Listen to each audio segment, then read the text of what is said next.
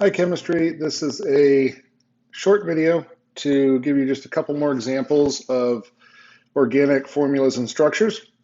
We started with two isomers of butane in class, butane and isobutane, also known as methylpropane.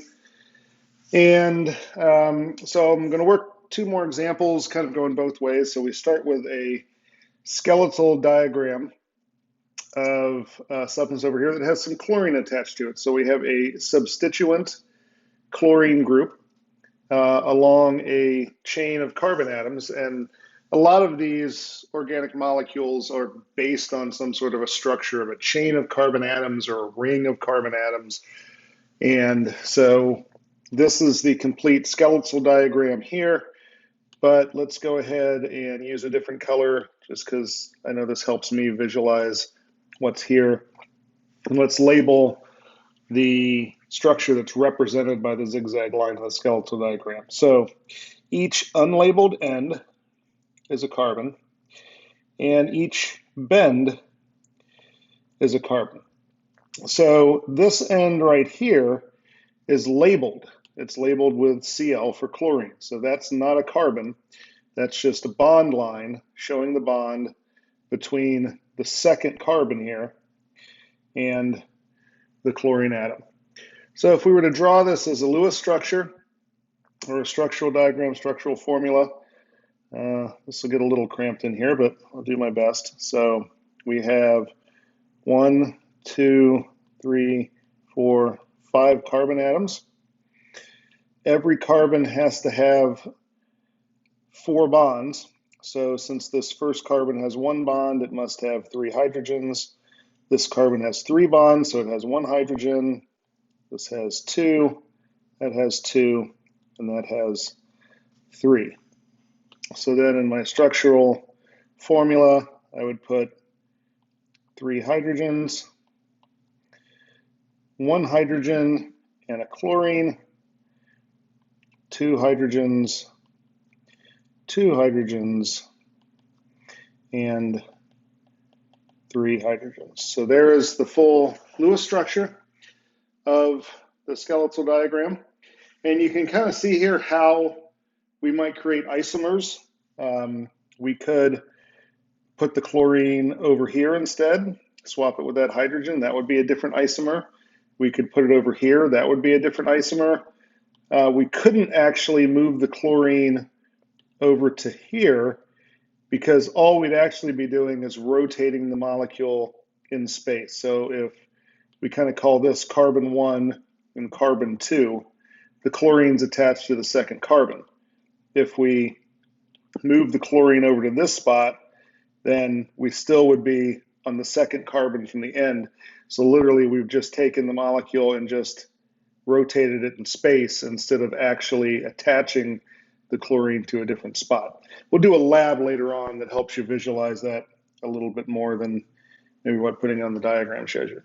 But anyway, isomers, again, different structure, same formula.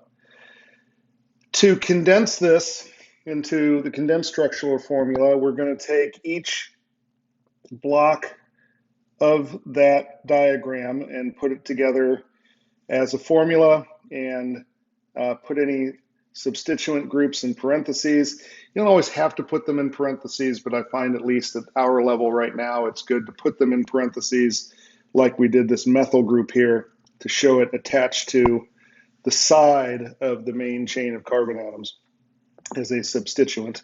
So I start with a CH3, so this one here, and then I have a CH, Cl, this one here, CH2, CH2, CH3. So that would be our condensed structural formula. And then well, we find it's the most useless one, but sometimes it's good to be able to do it. We have 5 carbon atoms.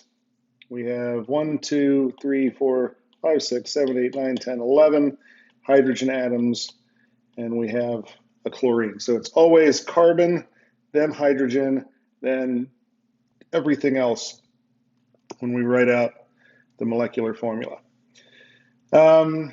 Another example down here where we have a different substituent group attached. We have the hydroxide group, which I believe mentioned in class, is the sign of an alcohol in organic chemistry. It's the sign of a base in solutions and the sign of an alcohol in organic chemistry. There are some interrelationships there, but for us, this is actually, well, we have 2 carbons.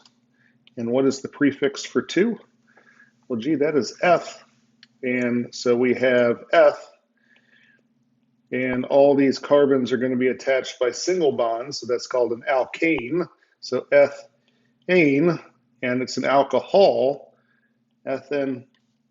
So that name ethanol, you're probably familiar with. It's a fuel, but the name ethanol tells us the structure of it. F, 2 carbons, ane, bonded together with single bonds, all with a hydroxide group, ethanol. We'll learn more about the naming later on. But as far as the structural diagram goes, carbon, carbon, hydrogen, hydrogen, hydrogen, hydrogen, hydrogen. There's the hydroxide group on the end. And then so I have an end and an end. So there is ethane. So I would have, I'd have a carbon on each end.